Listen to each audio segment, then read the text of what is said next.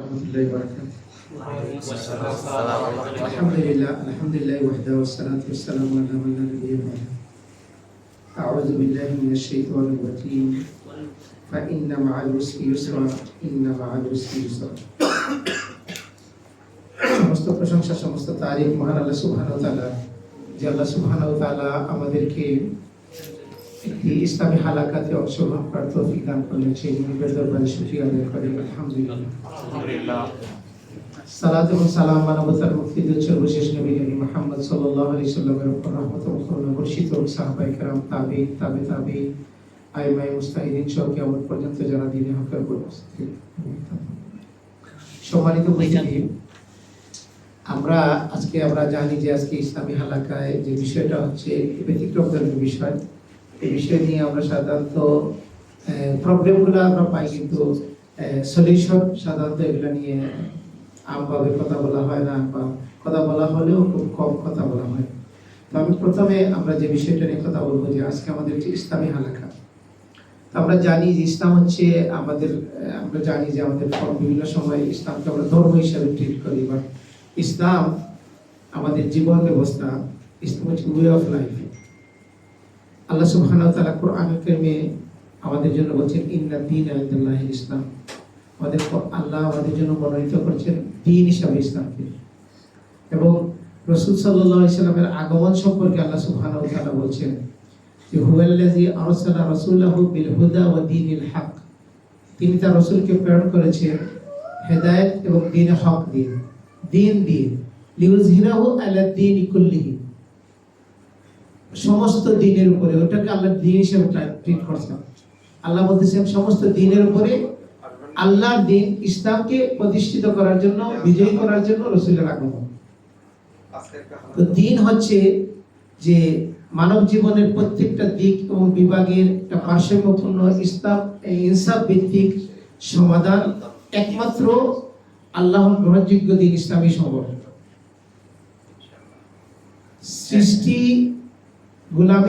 সৃষ্টির গোলামি থেকে মানুষদেরকে উদ্ধার করে একমাত্র আল্লাহর গোলামির দিকে নিয়ে যাওয়াই হচ্ছে ইসলামের লক্ষ্য এবং উদ্দেশ্য। আল্লাহ সুবহানাহু ওয়া তাআলা বলছেন কোরআনুল কারীমে যে ওয়া মা খালাকতুল জিন্না ওয়াল ইনসা ইল্লা লিয়াবুদুন। আমি জিন এবং ইনসানকে সৃষ্টি করছি শুধুমাত্র কেবল আমার গোলামি করার জন্য। লিয়াবুদুন, আমার ইবাদত করার জন্য, গোলামি করার জন্য। এবং গোলামির তরিকা মালিকের মনোনীত ডিলারের কাছ থেকে হতে হবে।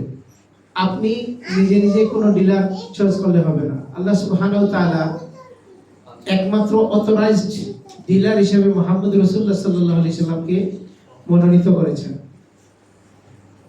সুবিধাভোগীরা কি করে, অথরাইজড ডিলারদের বাইরে গিয়ে বিভিন্ন সময় তাদের সমস্যার সমাধান খোঁজার চেষ্টা করে।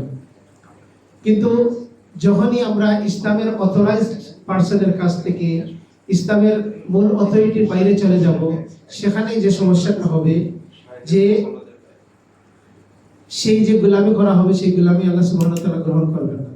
আল্লাহ সুবহানাহু ওয়া তাআলা স্পষ্ট বলছেন ফালান ইয়াকুবালা মিনহু, সূরা আল ইমরান 85 নম্বর আয়াতে বলছেন ফালান ইয়াকুবালা মিনহু, সেটা গ্রহণ করা হবে না। ওয়া ইয়াবতাগি গায়রাল ইসলামি দীনান ফালান ইয়াকুবালা মিনহু, ইসলাম ছাড়া অন্য কোনো দ্বীন যারা তালাশ করবে সেটা গ্রহণ করা হবে না। ওয়া ফিল আখিরাতি মিনাল খাসিরিন, সে আখিরাতে ক্ষতিগ্রস্তদের অন্তর্ভুক্ত হবে, সে জান্নাত থেকে বঞ্চিত হবে। কারণ রাসূল সাল্লাল্লাহু আলাইহি ওয়াসাল্লাম বলছেন একটা হাদিসের মধ্যে যে কুল্লু উম্মতি ইয়াদখুলুনাল জান্নাহ ইল্লা মান আবা, যে আমার প্রত্যেকটা উম্মতই জান্নাতে প্রবেশ করবে অস্বীকারী ব্যতীত। সাহাবারা জিজ্ঞেস করছেন কে অস্বীকার করে, জান্নাতে যেতে আবার কেউ অস্বীকার করে না। তো রাসূল সাল্লাল্লাহু আলাইহি ওয়াসাল্লাম বলছেন মান আতানি দাখালাল জান্নাহ ওয়া মান আসানি ফাকাদ আবা, যে আমার আনুগত্য করলো সে জান্নাতে প্রবেশ করলো, আর যে আমার আনুগত্য করলো না সে কি করলো, জান্নাতে যেতে অস্বীকার করলো। সে অস্বীকার করলো, আবা, সে অস্বীকার করলো, জান্নাত থেকে বঞ্চিত হবে। যদি আল্লাহ সুবহানাহু ওয়া তাআলার মনোনীত অথরাইজড ওয়েতে যদি কেউ ইসলামিক লাইফ লিড না করে, তাহলে সে কি হবে, সে হাসরের মাঠে, যেখানে আমরা সবাই সবসময় ওয়াজের মধ্যে শুনি রাসূল সাল্লাল্লাহু আলাইহি সাল্লাম সবসময় উম্মতি উম্মতি বলবেন, কিন্তু তিনি তার উম্মতকে পানি থেকে বঞ্চিত করবেন, পানি তো পান করাবেন না, বলবেন যে সবকাল দূর হো তাড়িয়ে দেবে।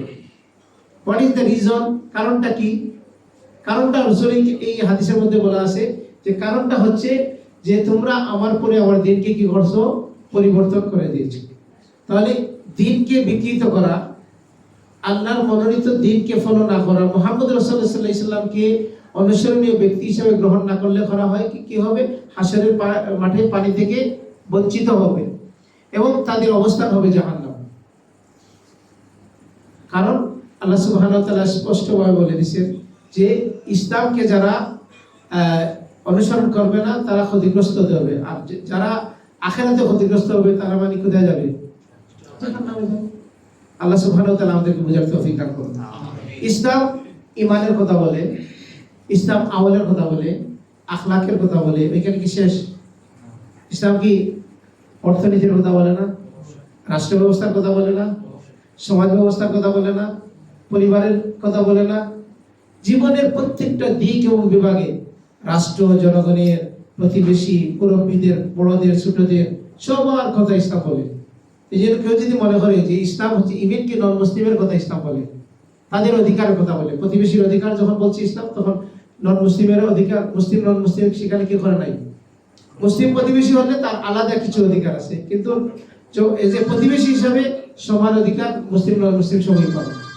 ইভেন কি মুসলিম যখন রাষ্ট্রের জনগণ হবে তারও কিছু রাইটস আছে, সেটা স্পষ্টভাবে ইসলাম বলছে। তো ইসলাম এটা হচ্ছে ভারসাম্যপূর্ণ জীবন ব্যবস্থা। হ্যাঁ, তো আমাদেরকে সর্বাবস্থায় ইসলামের সাথে থাকতে হবে। ইসলাম এমন একটা ব্যালেন্স লাইফস্টাইল জীবন ব্যবস্থার কথা বলে। পুঁজিবাদী অর্থনীতি ব্যবস্থার চেয়ে অনেক অনেক গুণ বেশি হচ্ছে ইসলামী অর্থনীতি ব্যবস্থা, যেটা ভারসাম্যপূর্ণ, যেটা হচ্ছে ইনসাফের কথা বলে, ন্যায় নিষ্ঠার কথা বলে। আমরা এমন একটা সোসাইটিতে বসবাস করি যেখানে হচ্ছে বলা হয় ডেমোক্রেটিক সোসাইটি। ডেমোক্রেটিক সোসাইটি এর জন্য বলা হয়, আপনি যদি ওয়ার্ল্ড ভিউ দেখেন তাহলে দেখবেন ডেমোক্রেসির কথা তখন তারা বলে যখন তাদের স্বার্থে বিরুদ্ধে থাকে, যখন তাদের পক্ষে থাকে তখন আমরা বিগত বছরগুলোতে যে আমরা যে অবস্থা দেখলাম ওইখানে কি ডেমোক্রেসির কথা ছিল না। আমাদের হাই অথরিটির মধ্যে যারা ছিল পিএইচডি করে আসছে ডেমোক্রেসির উপরে, উপদেষ্টার মধ্যে ছিল যে ইংল্যান্ড থেকে পিএইচডি করে আসছে ডেমোক্রেসির উপরে। তারা আমাদের কি করছে? ডেমোক্রেসি কিভাবে মানে নষ্ট করতে হবে সেটা দেখাইছে, ডেমোক্রেসি ছাড়া কিভাবে দেশ চালাইতে হয় সেটা শিখিয়েছে। সেকুলারিজম আমাদের সোসাইটিকে কি দিছে? লাশ দিছে, দুর্নীতি দিছে, সেগুলো ফেল মারছে। এখন আবার মানুষ দেখবেন ডেমোক্রেসির কথা বলতেছে, সেকুলারিজমের কথা বলতেছে, ন্যাশনালিজমের কথা বলতেছে, যেগুলো সব মানে বাংলাদেশে বিগত 50 বছরে সবগুলা কি হয়েছে? সবগুলা প্রমাণ করছে যে এগুলা কার্যকরী না, অকার্যকরী। আর মানুষ এখন আবার সেইগুলা কথা ঘুরে ফিরে আসতেছে, কারণ ব্রেইন ওয়াশ করে ফেলছে। আমাদের ব্রেইনটাকে আমরা লিজ দিয়ে দিছি আরেক জায়গায়। আল্লাহ সুবহানাহু ওয়া তাআলা আমাদের বোঝার তৌফিক দান করুন। ইসলাম হচ্ছে এমন একটা জীবন ব্যবস্থা, সেটা এই যে মানব রচিত মতবাদ যেগুলো বলে সেকুলারিজম, ন্যাশনালিজম, কমিউনিজম, ডেমোক্রেসি, লিবারিজম, এইগুলো সবগুলো হচ্ছে থেকে আলাদা ইউনিক একটা জীবন ব্যবস্থা, ব্যালেন্স জীবন ব্যবস্থা। সেই ইসলাম নিয়ে আজকে ইসলামিক আমরা সেকুলারের কথা বলবো ইনশাআল্লাহ তাআলা। তো ইসলামের একটা বিষয় হচ্ছে যে আমাদের সমাজে ইসলাম, অনেকেই প্রশ্ন করে ইসলামের রাজনীতি আছে কিনা, আপনারা কি মনে করেন? আছে। কিন্তু সেকুলার রাজনীতি থেকে ইসলামের রাজনীতি টোটালি ডিফারেন্ট। সেকুলার রাজনীতি হচ্ছে কিভাবে আপনি মিছিল মিটিং করে, ভোট চুরি করে বা যে কোনো ভাবে হোক ক্ষমতায় যেতে হবে। ইসলামের রাজনীতি হচ্ছে, ইসলামের রাজনীতিটা কি বলা হয়? সিয়াসা শরিয়া। সিয়াসা শরিয়া মানে কি? শরিয়া সম্মত শাসন ব্যবস্থা। এটা রাজনীতি না, এটা রাষ্ট্র ব্যবস্থা। বুঝছেন? রাজনীতি আসলে মনে হয় মিটিং মিসিং এগুলো চলে আসে না, কিন্তু ইসলাম হচ্ছে রাষ্ট্র ব্যবস্থা।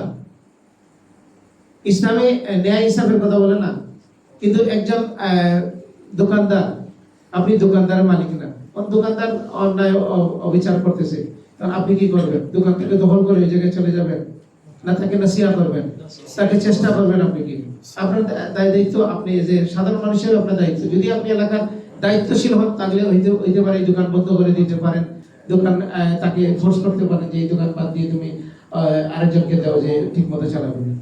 হ্যাঁ, ইসলাম সিয়াসা শরিয়া হচ্ছে রাষ্ট্র ব্যবস্থা পাওয়ার পরে। কোরআনে দেখবেন আল্লাহ সুবহানাহু ওয়া তাআলা বলছেন, যদি তোমাদেরকে ক্ষমতা দেওয়া হয় তাহলে তোমরা এই কাজ করবে।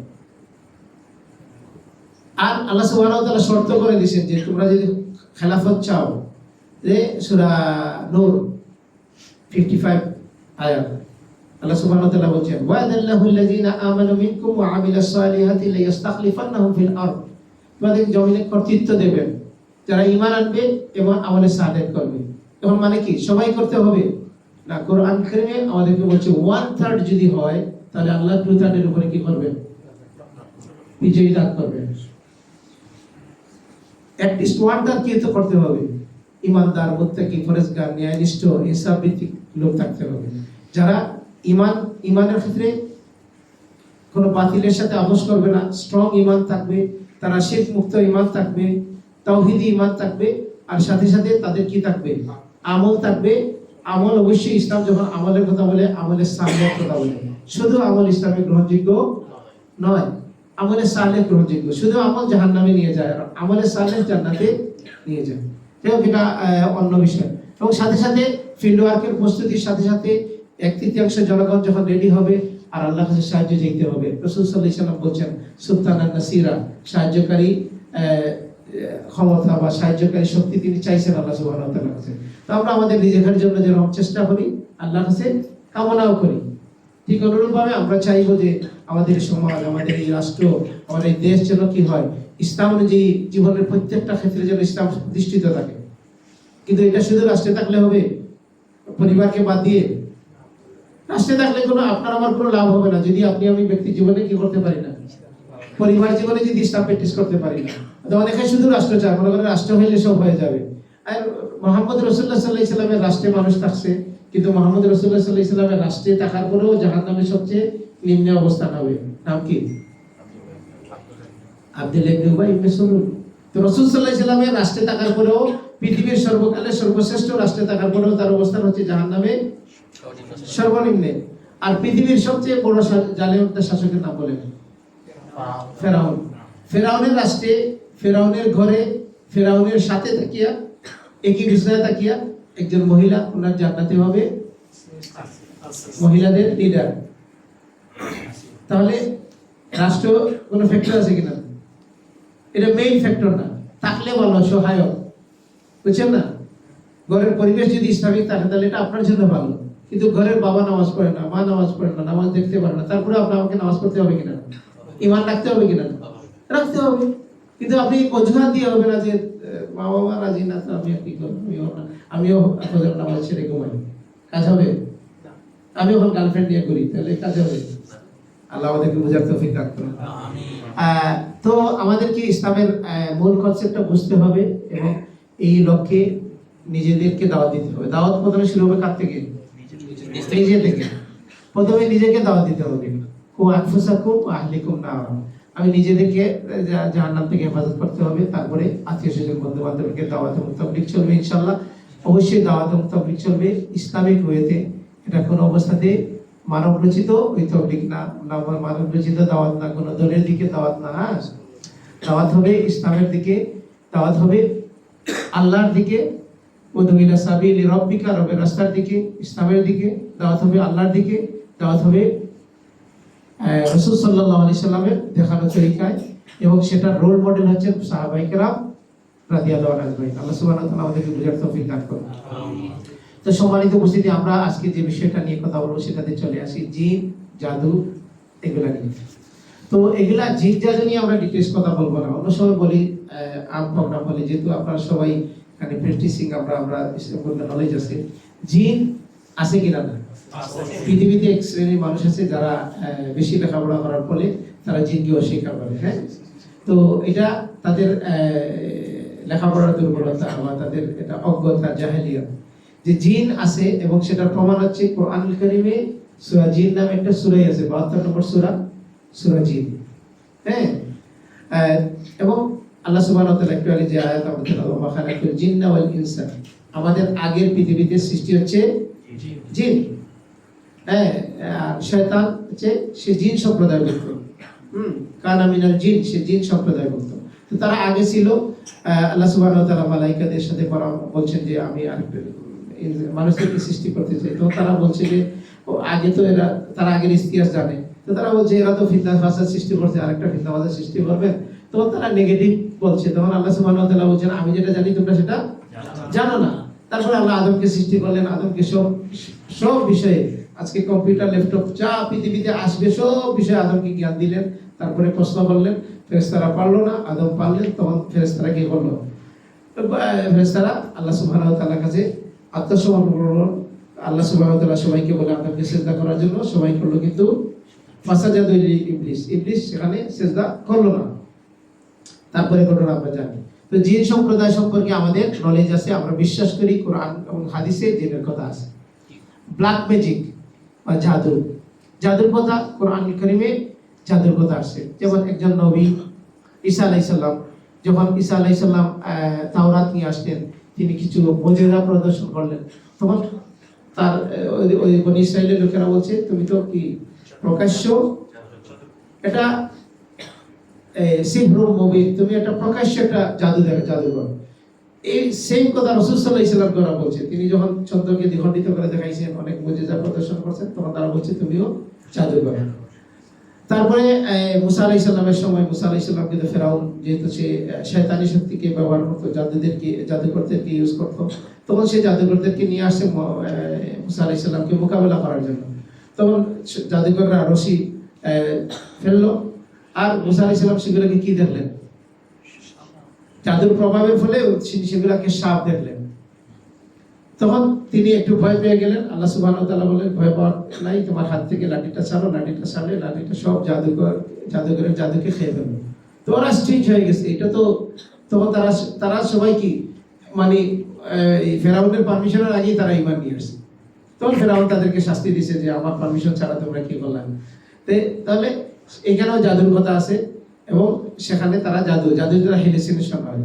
হ্যাঁ, আপনি দেখতেছেন অনেক জাদুঘর রোগীরা আছে, জাদুগ্রস্ত রোগীরা আছে, সে দেখতেছে একজন সে মহিলা বলতেছে তার স্বামী নামাজ পড়ে, এই উত্তরাতে থাকে, স্বামী নামাজ পড়ে, কিন্তু স্বামী প্রতিদিন কি করে একটা মহিলাকে নিয়ে ঘরে ঢুকিয়া সে মহিলার সাথে খারাপ কাজ করে।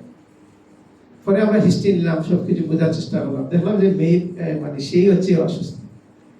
শয়তান তাকে এটা দেখাই দেয়, সে দেখে এটা সে কনফার্ম দেখতেছে, কিন্তু আসলে সেটা না, তাকে শয়তান নিয়ে খেলা করতেছে। তো এই ধরনের অনেক ঘটনা আছে জাদুগ্রস্ত রোগীদের মধ্যে, এরকম অ্যাবনর্মালিটি অনেক জিনিস। এর জন্য এসব প্রবলেমকে প্যারানর্মাল প্রবলেম বলা হয়, যেটা এটা নর্মাল না। হ্যাঁ, তারপরে আমরা জানি যে সূরা ফালাক নাসের মধ্যে ফালাকের 4 নম্বর আয়াতে আল্লাহ সুবহানাহু ওয়া তাআলা কি বলছেন? অমিন শাররি গাফফাসাতি ফিল উকাদ। উকাদ মানে হচ্ছে গিরায় ফুঁক দেওয়া।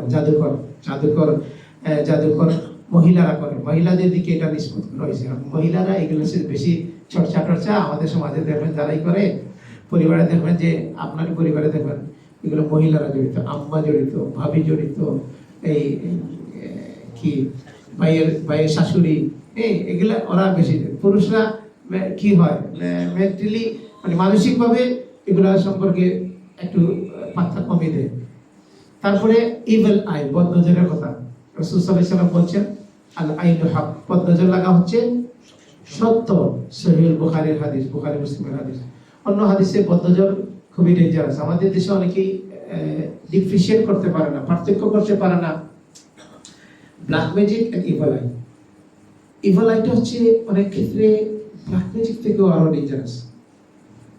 মানে একটা আপনারা দেখছেন কিনা, আমরা তো গ্রামের ছেলে, তো গ্রামে দেখছি একটা লাউ নিয়ে আসছে, কদু বা লাউ।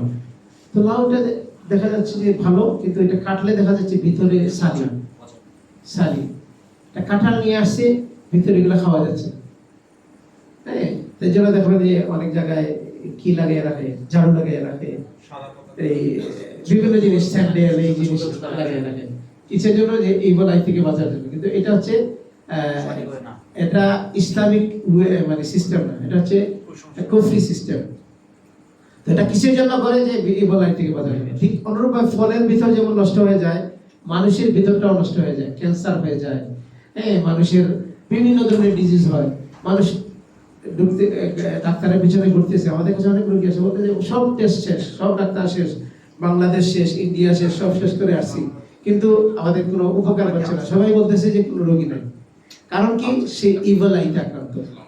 আর ইভিল আই যে কোনো মানুষের যে কোনো সময় লাগতে পারে। আপনার থেকে আপনার নিজের লাগতে পারে, আপনার থেকে আপনার সন্তান লাগতে পারে, আপনার মা বাবা লাগতে পারে, মা বাবার থেকে আপনি আক্রান্ত হইতে পারেন। তো এটা বাঁচার পদ্ধতি কি? বাঁচার পদ্ধতি হচ্ছে, যদি আপনি কোনো জিনিস কারো মধ্যে ভালো জিনিস দেখেন, তাহলে কি করবেন? বরকতের দোয়া করবেন, বরকতের দোয়া করবেন। নিজের জন্য দেখলে মাশাআল্লাহ, অন্যের জন্য হলে বারাকাল্লাহ, আল্লাহ বরকত দিন। এটা বললে আর আপনার দ্বারা আক্রান্ত হবে না। আপনি আমি তো সাধারণ মানুষ।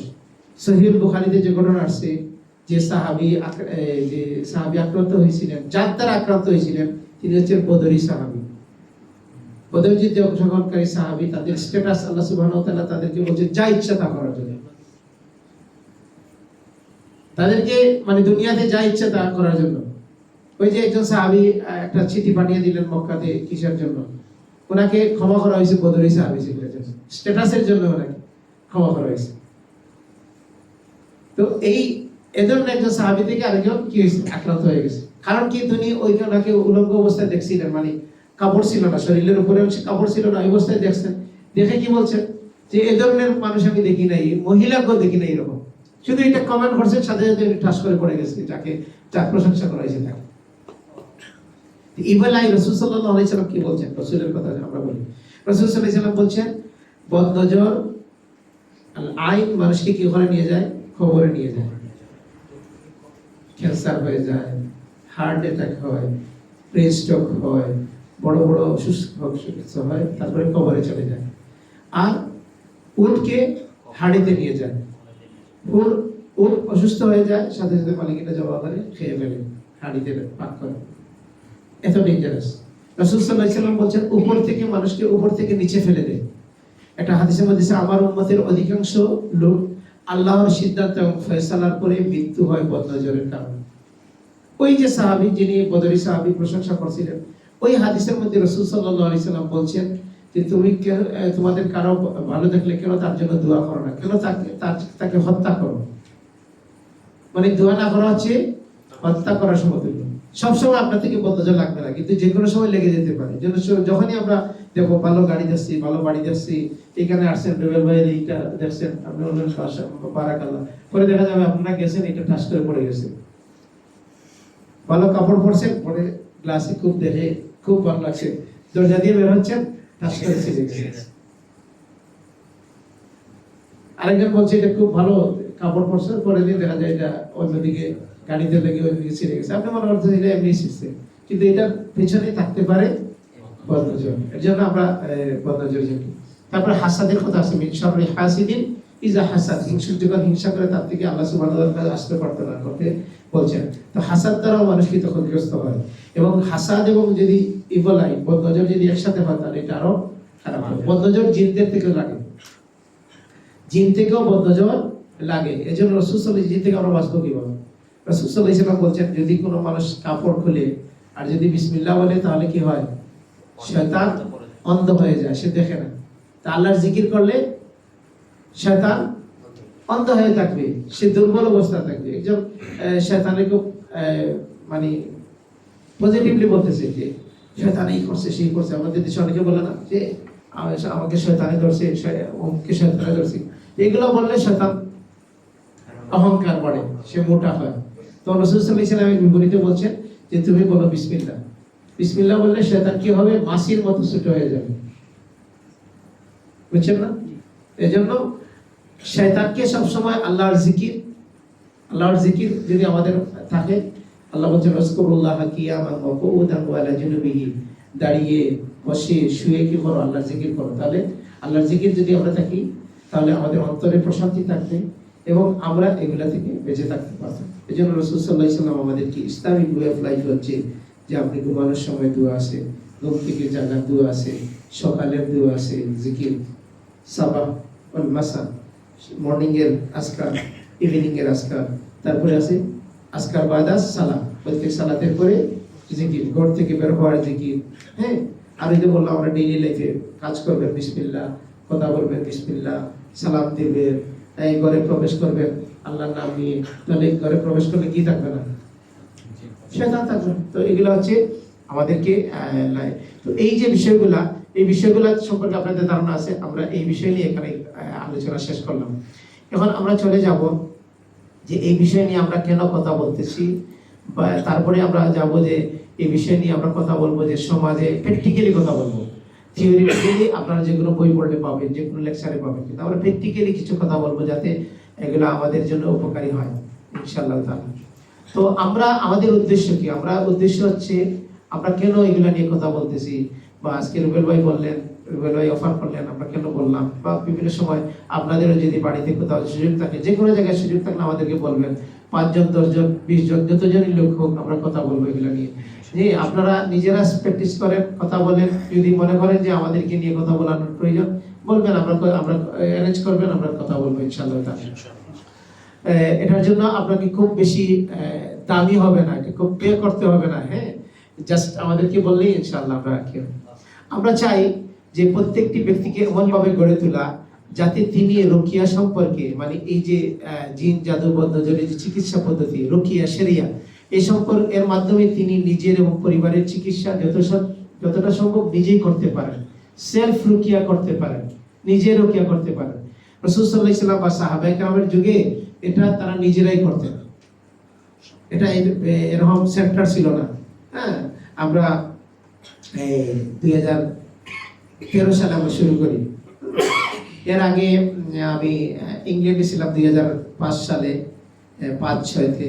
তখন ওইখানে মিলান ফিলিপসের একটা প্রোগ্রাম ছিল এই সংক্রান্ত বিষয়ে। ওইখানে এনকারেজ ফিল করি, এখানে জানার সুযোগ হয়, আগ্রহী হই।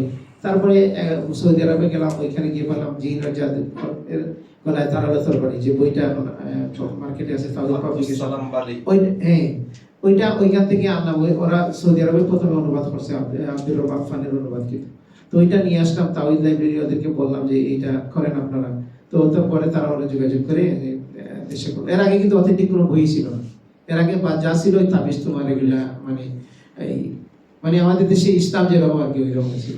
যাই হোক, এটা তারপরে এখন তো অনেকগুলা বই বাজারে আছে আলহামদুলিল্লাহ। তো 2013 সালে আমরা যখন শুরু করি, কোনো ইনস্টিটিউশন ছিল না এগুলো নিয়ে কাজ করা। পার্সোনালি কেউ করতেন, কিন্তু প্রতিষ্ঠান ছিল না। আলহামদুলিল্লাহ এখন ঢাকা সহ সারা দেশেই এগুলো নিয়ে কাজ করতেছি, কিন্তু এখানেও কিছু সমস্যা আছে। তো এগুলো নিয়ে আমরা কথা বলবো। যে রুকিয়ার নামে সব জায়গায় যেরকম ভেজাল আছে, সহিহ আকীদার নামে ভেজাল আছে, হ্যাঁ, সহিহ মুসলিমের নামে ভেজাল আছে, হ্যাঁ, ইসলামী হালাকার নামে ভেজাল আছে, ওইখানেও ভেজাল আছে। তো আমাদের এইটা হচ্ছে একটা উদ্দেশ্য। একটা হচ্ছে যে এ বিষয়ে নলেজকে স্প্রেড করা, ডেভেলপ করা। এ সংক্রান্ত মানুষকে ভীতি আছে। অনেকে মনে করে যে আমি যদি জিনগ্রস্ত রোগীকে একটা ফু দিই তাহলে হয়তো আমাকে জিনে ধরে ফেলবে, বা আমার বাচ্চাকে ধরে ফেলবে। আচ্ছা, মনে করলাম আপনাকে বা আপনার বাচ্চাকে ধরে ফেলবে, কিন্তু যে লোকটা অসুস্থ হয়েছে সে কাকে গিয়ে জাদু করছিল? হ্যাঁ, একজন মানে মনে করেন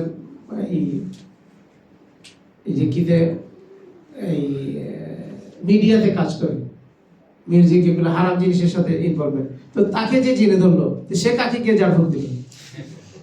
হ্যাঁ, একজন ডাক্তার, তার বাচ্চা অসুস্থ হইলো, সে কাকে গিয়ে জাদু করছে? নন প্র্যাকটিসিং অনেকের সমস্যা হচ্ছে না?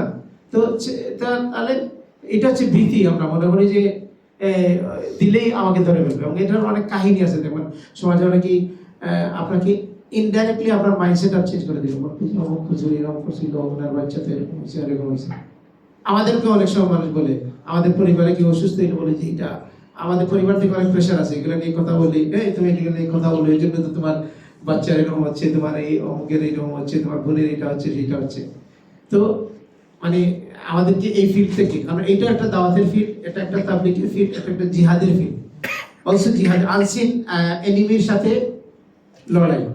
হ্যাঁ, তো এটা ভীতিটা ডেভেলপ করা, সেলফ রুকিয়া থেকে এনকারেজ করা মানুষকে, এবং মেল প্র্যাকটিস সম্পর্কে সচেতন করা। এটা নিয়ে অনেক মেল প্র্যাকটিস আছে, এই সম্পর্কে সচেতন করা। রোগীকে সুস্থ করা আমাদের কাজ না। আমরা কি করি?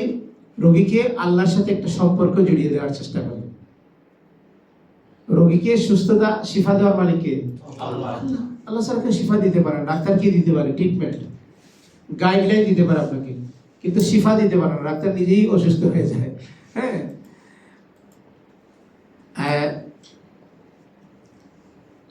রুকিয়া আমরা রুকিয়া করে দিলাম, সমস্যা চলে গেল, রোগীর দিনই হালতের কোনো উন্নতি হলো না, আবার আক্রান্ত হলো, আবার আমাদের কাছে আসলো, এই চক্র চলতে থাকলো।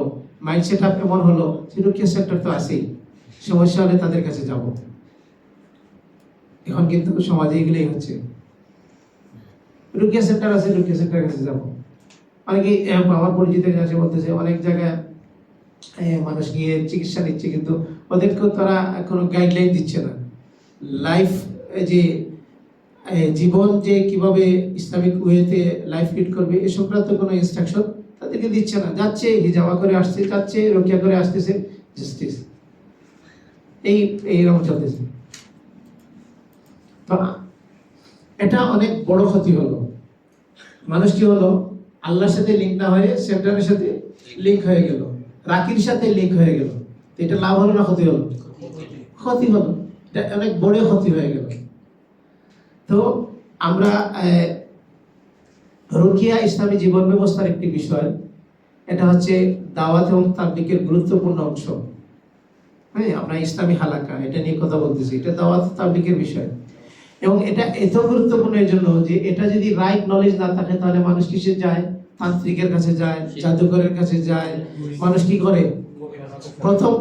প্রথম স্টেপেই মানুষ ঈমান নষ্ট করে, দ্বিতীয় স্টেপে কি নষ্ট করে? সম্পদ নষ্ট করে। ওরা পয়সা নিয়ে যায়, আমাদের কাছে এসে বলে যে জাদুঘর বা তান্ত্রিকদের পেছনে ঘুরতে ঘুরতে আমার সম্পদ সব শেষ। আমাদের কাছে এসে বলে, আমাদের কাছে সামান্য সার্ভিস চার্জ এটা দিতে চায় না, বলে যে সব ভাই শেষ হয়ে গেছে আগে ঘুরতে ঘুরতে। ওরা কি নেয়? প্রথমে নেয় ঈমান, দ্বিতীয় নেয় সম্পদ, আর এরপরে কিনে জানেন ইজ্জত নেই। ইজ্জত ইউটিউবে দেখছে, ওই রংপুরে চলে গেছে, মুন্সিগঞ্জ থেকে চলে গেছে রংপুরে ইউটিউবের হুজুরের কাছে। হুজুর কি করছে? হুজুর স্বামীকে বলছে আপনি পিছন দিক দিয়ে ধরেন, আর স্বামী এই পিছন দিক দিয়ে ধরে আছে, আর হুজুর সামনের দিক থেকে অনেক সেনসিটিভ এরিয়াতে তার হাত ঘুরাচ্ছে, আর মহিলা চিৎকার দিতেছে আর বলতেছে দেখছো এই জিনে ধরছে, এই জন্য চিৎকার দিচ্ছে। বুঝছেন? কারণ যখন আপনি তাকে মেন্টালি ডিসঅর্ডার বানাই দিতে পারবেন তখন আপনি সবকিছু করতে পারবেন। বুঝছেন? এইভাবে মানুষদেরকে মিসইউজ করা হচ্ছে। একটা নারায়ণগঞ্জের এক পীরের কাছে নিয়ে মহিলা গেছে, তার মেয়েকে দিছে, ফ্রিকুয়েন্টলি মানে কতবার যে রেপ করছে হিসাব ছাড়া, নাউজুবিল্লাহ। এবং এটা কে নিয়ে দিছে? মা নিয়ে মেয়েকে দিয়ে রেপ করাইছে। এই ধরনের ঘটনা, এটা যে একটা ঘটনা বললো। সুন্দরী মেয়ে হলে তো এমনি পাগল হয়ে যায়, আরো যদি রুকিয়া ক্লোজার চলে আসে। আর মানুষরা কি করে, মহিলাদেরও সমস্যা আছে। মহিলারা একজন যদি দেখে যে দায়ীটাই নাই, ওটা থেকে একটু দূরে থাকে। আর যদি হুজুর টুজুর দেখে এবার কাছে এসে বসে, মনে করে হুজুরিটা তো মনে হয় ফেরেশতা পেয়ে গেছে, মানে ওর কিছু নাই। কিন্তু হুজুরটা তো আরো বেশি কি থাকে, আকৃষ্ট থাকে এগুলোর প্রতি। কারণ যারা প্র্যাকটিসিং থাকবে তার কি হবে, সে জেনার সাথে ইনভলভ না থাকলে তার যৌন শক্তিটা বেশি থাকবে। কারণ সে তো যৌন শক্তিটা কি করে নাই, খরচ করে নাই। আমরা যখন খরচ করবে না তখন ইনটেক থাকবে না। তো যে ছেলে কি করতেছে না, জেনার সাথে জড়িত নাই, পর্নোগ্রাফির সাথে জড়িত নাই, ওই ছেলের বেশি জরুরি হচ্ছে বিয়ে করা। তার বেশি জরুরি, কারণ তার তো সে শক্তিটাকে কি করতেছে, প্রিজার্ভ করতেছে। আর আরেকজন আছে ওইদিকে তাকাচ্ছে, মাস্টারবেশনের সাথে জড়িত, পর্নোগ্রাফির সাথে জড়িত, তার তো দরকার নেই। তো অনেকে এই যে প্র্যাকটিসিং ছেলেরা যখন বিয়ের কথা বলে, অনেকে বলে এই দেখছো এই হুজুরা এর মধ্যে শুরু করে দিছে বিয়ে, নিজের পায়ে দাঁড়ায় নাই, মানে অন্যের পায়ে দিয়ে চলতেছে। এখন বলে খাওয়াইবা কি? আমাদের রাসূল বলে দিছে একজনের খাবার দুইজনে খাইতে পারে, দুইজনের খাবার তিনজনে খাইতে পারে। রাসূল সাল্লাল্লাহু আলাইহি সাল্লাম বলে দিয়েছেন যে খাবারের বিষয়টার জন্য বিয়ে আটকাবে না। রাসূল সাল্লাল্লাহু আলাইহি সাল্লাম এটা বলছেন, সবাই দেখবেন সমাজে বলবে রাসূল বলছেন তোমার যদি সামর্থ্য না থাকে রোজা রাখো। এটা দেখবেন সবাই এটা বলবে, মা বাবা গার্ডিয়ানরা এটা বলবে। কিন্তু এইটা বলে না যে রাসূল সাল্লাল্লাহু আলাইহি সাল্লামের কাছে লোক আসলো, বললো কিছু আছে কিনা, বললো কিছু নাই। তো বলে এটা লুয়ার আগে আছে কিনা, বলে এটাও নাই। তাহলে বললো যে তুমি কিছু কোরআন জানো, বলতে জানো, এইটার বিনিময়ে বিয়ে দিয়ে দিত।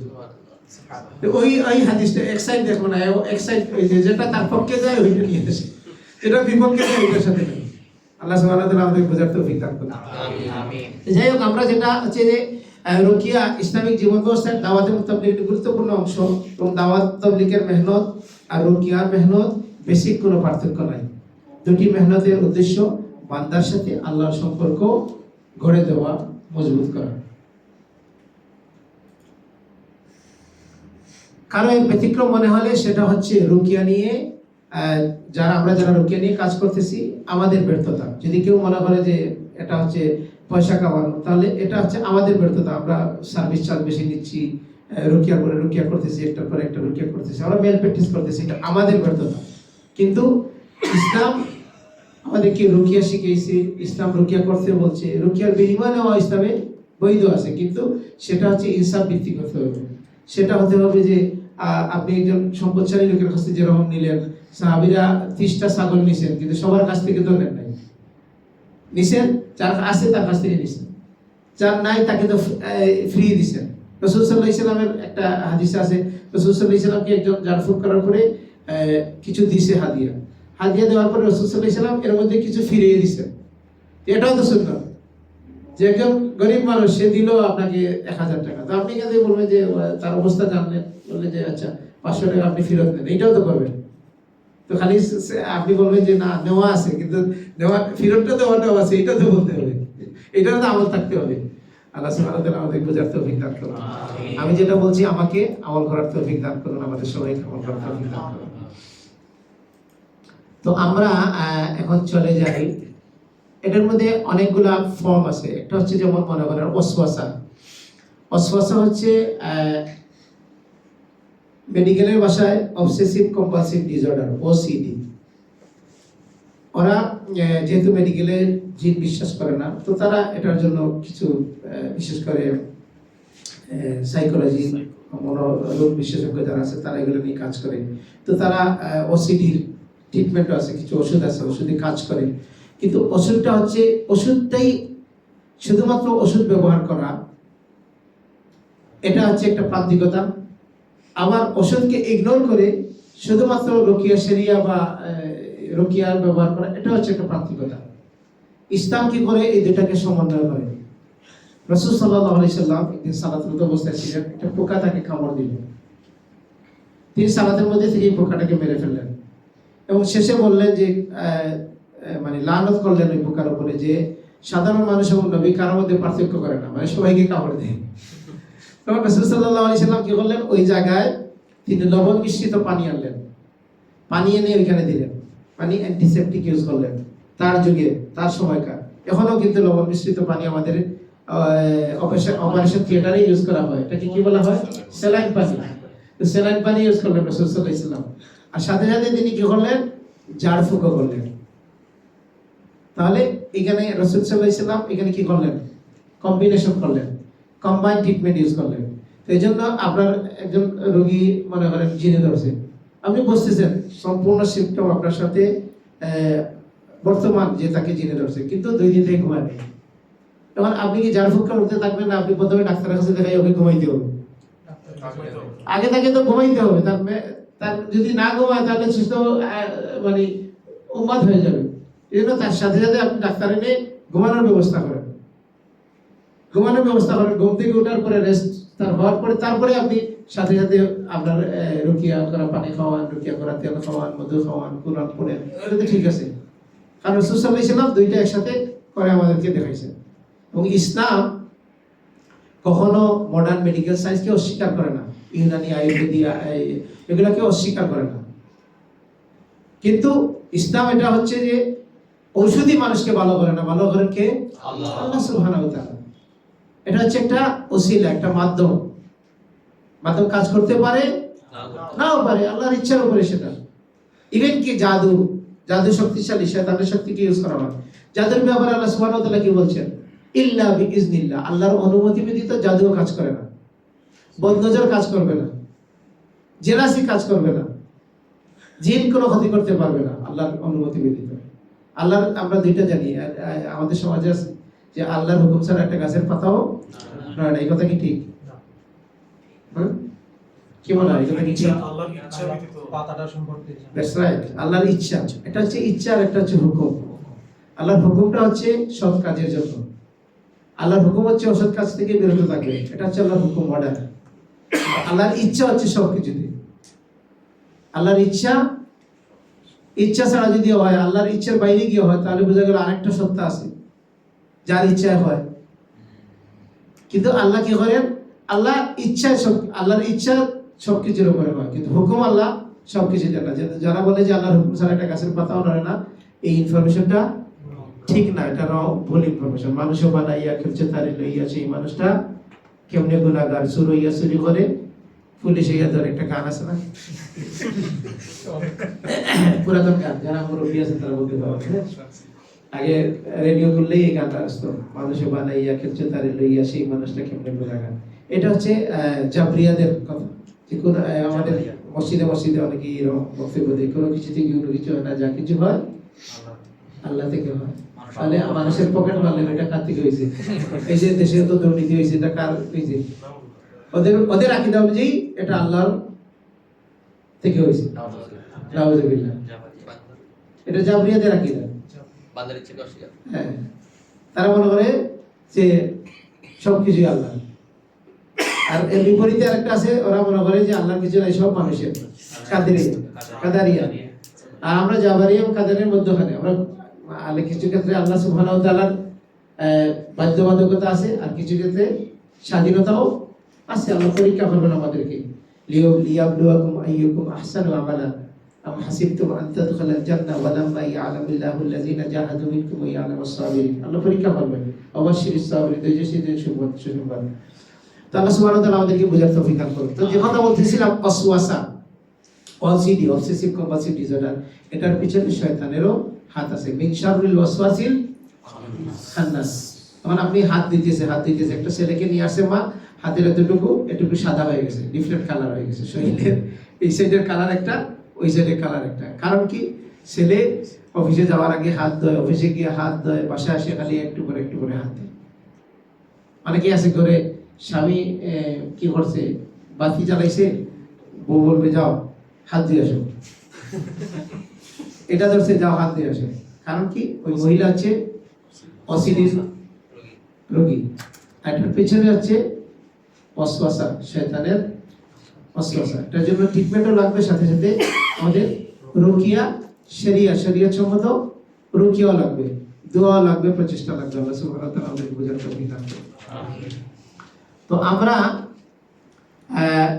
চিকিৎসা নিয়ে সংক্ষেপে কিছু কথা বলি, যে এই যে সমস্যা, জিন জাদু বদনজরগুলার যে সমস্যা হবে, সেই ক্ষেত্রে আমরা যে চিকিৎসা গ্রহণ করব,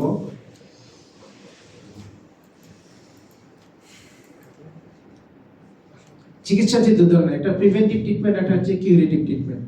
এটা হচ্ছে রোগ না হওয়ার জন্য, আর একটা হচ্ছে রোগ হওয়ার পরে। রোগ না হওয়ার জন্য যে চিকিৎসা, এটা কি ইসলাম সমর্থন করে? রোগকে আটকে দেওয়া, এটা কি ইসলাম সমর্থন করে? ইখতিলাফ দেখা দিছে, করে অবশ্যই সকাল সন্ধ্যা দোয়া করবেন। হ্যাঁ, ইসলামে ঠিকার ব্যবস্থা আছে, প্রিভেন্টিভ ট্রিটমেন্ট আছে। আপনি সকালে জিকির করবেন, সন্ধ্যার জিকির করবেন, এই বাসায় আসার সময় আসিয়ে দোয়া পড়বেন, আউযু বিকালিমাতিল্লাহি তাম্মাতি মিন শাররি মা খালাক। রাসূল সাল্লাল্লাহু আলাইহি ওয়াসাল্লাম কোনো জায়গায় গেলে এই দোয়া পড়তেন। হ্যাঁ, তো এগুলো হচ্ছে প্রিভেন্টিভ। এই যে আমলগুলা, কোরআন তেলাওয়াত করা, ঘরকে বন্ধ করা, ঘর বন্ধ করা না, কিভাবে বন্ধ করে? তাবিজ দিয়ে বন্ধ করে। ঢাকা শহরে এসে দেখলাম এখানে তো তাবিজ গাড়ার জায়গা নাই, এখানে কি করে স্টিলের লোহা নিয়ে আসে, ওইগুলা নিয়ে ওই চারটা মেরে ঘর বন্ধ করে। আর গ্রামে গেলে ওই গর্ত করে মাটির নিচে পুঁতে দেয়, আজান দিয়ে একটা সিল ক্রিয়েট করে, পয়সা দিবে তো এমনি, পয়সা দিবেন একটু, আমাদের সিলেটি ভাষা বলে বেফেবিক, মানে এটা আপনার অ্যাপিয়ারেন্স তো এরকম তৈরি করতে হবে। তো অ্যাটমসফিয়ার এরকম তৈরি করে, আজান দেয়, এই করে বালু পোড়া এদিকে করে, তারপরে আজান দিল, কি বললো, তারপরে কিছু পয়সা নিয়ে গেল। প্রথমে তো ইমান নিচে, পরে পয়সা নিয়ে ছেড়ে যায়। আর ঘরে যদি সুন্দরী কেউ থাকে, ওটাও অনেক জায়গায় এরকম ঘটনা আছে। হ্যাঁ, তো প্রিভেন্টিভ ট্রিটমেন্ট আর হচ্ছে কিউরেটিভ ট্রিটমেন্ট। তো ইসলাম প্রিভেন্টিভ ট্রিটমেন্টকেও কি করে, যদি আক্রান্ত হয়ে যায় তখন তার জন্য হচ্ছে কিউরেটিভ।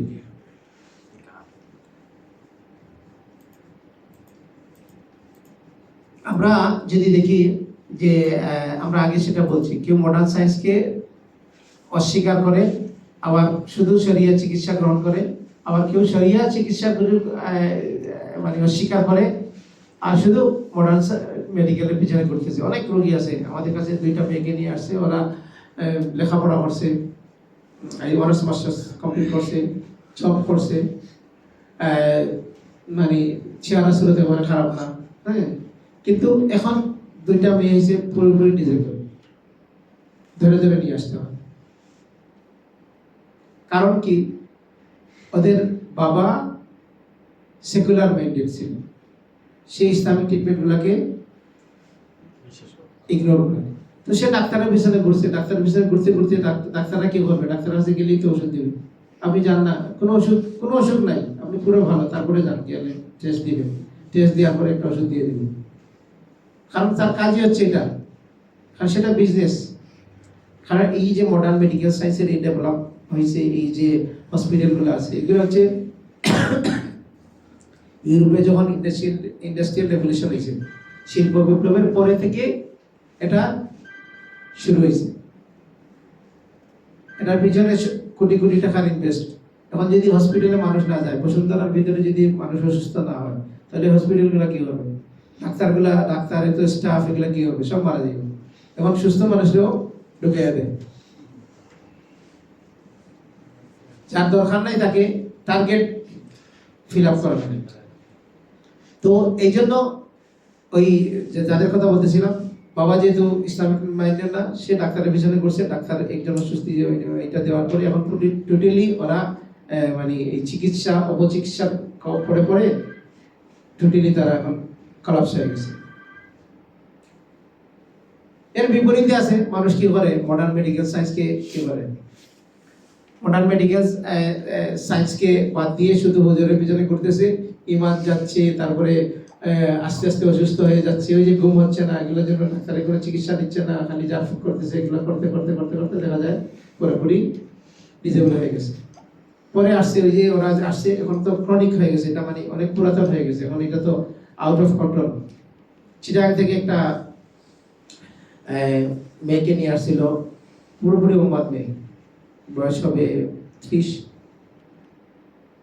ওরা চিকিৎসা করাইছে ঢাকায়, চিটাগাং থেকে ঢাকায় নিয়ে এসে চিকিৎসা করাইছে। ঢাকার ডাক্তাররা ইলেকট্রিক শক দিছে, ইলেকট্রিক শক মানে সিগনেচার করবেন, লাগলে বাড়ি বাউন্ডারি হয়, হয়েছে নাইলে নাই। তারপরে এখান ঢাকা ফের গেছে ইন্ডিয়াতে যাওয়ার পরে ওইখানে থেকে চিকিৎসা করাইছে, 2 মাস না 3 মাস ছিল। তো ওইখানে খবর পাইছে, অনেকেই তো খবর দেয়, আমাদের আশেপাশে খবর আছে, বলছে যে ওইখানে হুজুর আছে, তিনি জিন বন্দি করে ফেলে। তো ওই জায়গায় গেছে, যাওয়ার পরে ওইখানে স্পেশাল একটা বোতল, স্পেশাল একটা বোতল কিনতে হয়েছে। তারপরে বলছে যে আমার এখানে কয়েক হাজার জিন বন্দি আছে। তো এই জিনগুলাকে কি করছে, বোতলে ঢুকেছে, বোতলে ঢুকে বন্দি করে আসছে। মেয়ে তো তার জায়গায় আছে।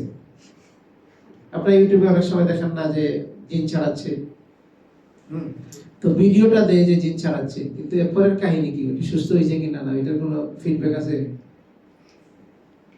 এটা ফিডব্যাক পাবে না, বেরিয়ে যায়। সে জিন লাফাচ্ছে যখন, তোমার সাথে সাথে মোবাইল বার নিয়ে ভিডিও করতেছে, কারণ এটা হচ্ছে ওয়ান অফ দা মার্কেটিং, এটার একটা টুলস পেয়ে গেল যে ওইটা দেখাইতে পারলে মানুষ বলবে যে ওই হুজুর তো খুব ভালো জিনকে নাচাইতে পারে। আমাদেরকে অনেকে আসিয়া বলে যে আপনারা জিন হাজির করতে পারেন না, ওই যে দেখলাম ফেসবুকে যেরকম, ইউটিউবে যেরকম, ওইরকম পারেন না। আমি বললাম যে ওইটা পেছনের কাহিনীটা কি, ওইটা তো আসছে ঠিক আছে, কিন্তু এরপরে কি ওইটা সুস্থ হয়েছে কিনা না। এই মানে আল্লাহ সুবহানাহু ওয়া তাআলা বোঝার তৌফিক দান করুন।